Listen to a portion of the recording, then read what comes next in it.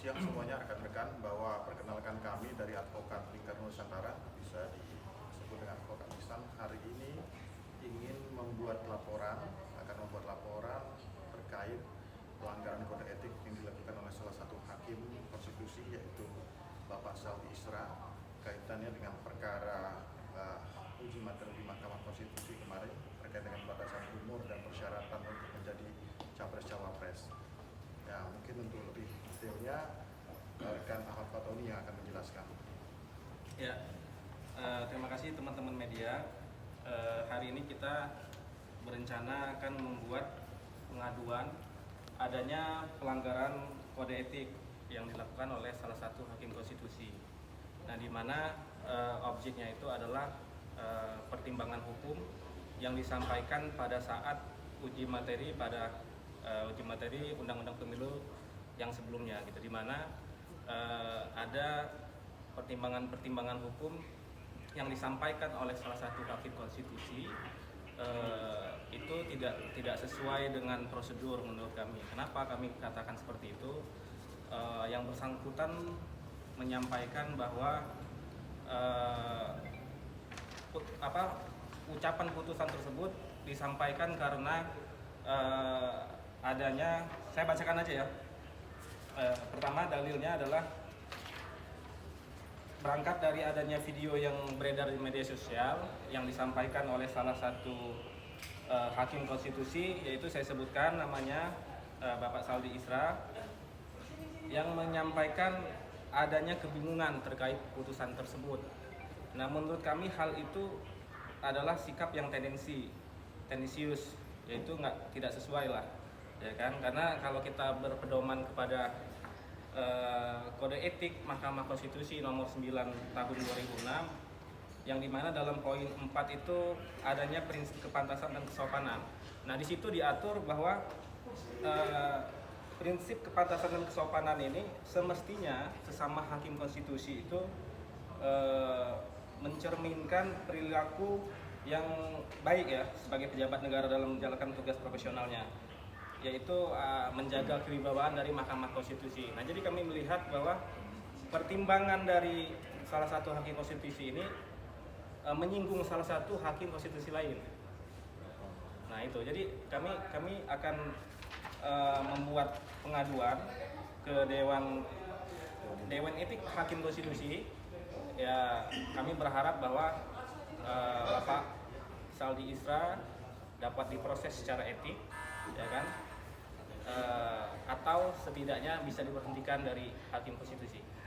Itu mungkin. Ya, ada tambahan juga dari saya, bahwa kesimpulan saya akan menambahkan terkait dengan alasan pertama tadi, masalah pertimbangan hukumnya. Pada intinya bahwa kami melihat banyak sekali pertimbangan hukum dissenting opinion yang dilakukan oleh Pak Saldi Isra. Ini patut diduga aspeknya lebih kepada non-yuridis, bukan aspek yuridis yang layaknya diberikan kepada dari para hakim, termasuk hakim konstitusi, untuk dalam putusannya. Jadi harusnya sifatnya lebih ke sifat yuridis ya. Tapi ini aspek yuridisnya, bahwa saya bingung kok tiba-tiba seperti ini, ya kan? Habis itu pengalaman saya sudah kurang lebih 6 tahun di Mahkamah Konstitusi, baru ada kejadian seperti ini. Aspek-aspek ini bukan aspek yuridis, ini aspek non yuridis yang menyerang, kurang lebih kami patut menyerang koleganya sendiri. Ya, jadi secara etik harus saling menghormati antara hakim satu dengan hakim yang lain, harus saling menjaga marwah dan martabat para hakim, terlepas daripadanya adanya perbedaan pendapat. Berbeda pendapat itu wajar, dissenting opinion itu wajar, tapi ketika hal tersebut sudah menyerang kehormatan dan kewibawaan koleganya, dan dalam skup luas itu adalah Mahkamah Konstitusi, maka itu tentunya ada dugaan terkait dengan masalah pelanggaran kode etik. Kita berharap Dewan Etik bisa memproses ini sehingga bisa naik kepada majelis kehormatan. Ada dua, yang kedua kaitannya terkait dengan masalah double standard sebenarnya yang dilakukan oleh Pak Saldi Isra, di mana di dalam perkara saya bacakan ya, pengujian Undang-Undang Nomor 7 Tahun 2020 terkait pengaturan masa jabatan yang semula menjadi 2 periode atau selama 10 tahun itu bisa dijabat selama 10 tahun, 15 tahun ya. Nah, ternyata hal tersebut terjadi double standar ya kan, bahwa beliau menyidangkan perkara ini, mengambil perkara ini yang harus dilihat secara notabene perkara ini ditolak oleh beliau. Penolakan perkara tersebut itu menguntungkan dia, menguntungkan beliau secara masa jabatannya sendiri. Dan oleh karena ini kan ada terjadi terjadi disparitas ya antara satu perkara dengan perkara yang lain. Maka kita lihat Pak Saudi seolah-olah mengatakan dalam putusan di kemarin menyatakan wah ada perbedaan sekarang dengan yang lama. Ya, perbedaan ternyata di beliau sendiri. Di perkara yang lama kenapa dia tidak menarik diri kalau itu menguntungkan dia? Ya kan harusnya dia nggak bisa dong, kalau saya putus perkara ini, saya tolak itu permohonan, itu secara langsung akan menguntungkan dia, menguntungkan beliau. Dia harusnya kalau memang secara etik dan secara moral itu dia tidak merasa itu dia tolak itu perkara, ya kan? Dia tidak untuk tidak memegang perkara tersebut, harusnya seperti itu kan?